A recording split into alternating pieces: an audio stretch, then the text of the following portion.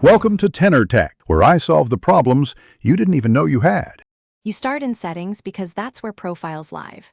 Open Settings, tap General, and scan down for Profiles or Profiles and Device Management. This appears only when a profile is present. Once you tap it, you'll see any downloaded configuration profiles listed by name and organization. Make sure your device is unlocked, and if asked, enter your passcode to continue. That reveals more details. If you don't see profiles, the profile wasn't downloaded or was already removed. Once you select a profile, you'll see what it configures and why. This matters because some profiles add VPNs, Wi-Fi settings, or certificates. Tap each section to read specifics so you understand permissions and network changes.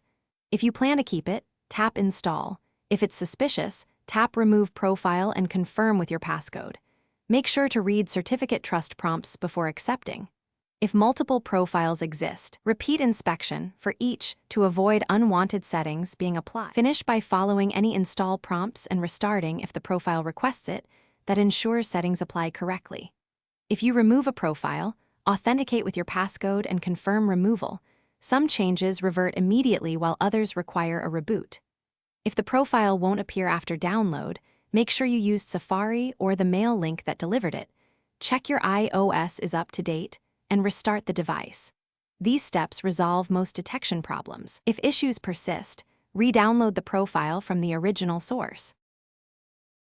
Thanks for watching. Subscribe to keep your life in tune.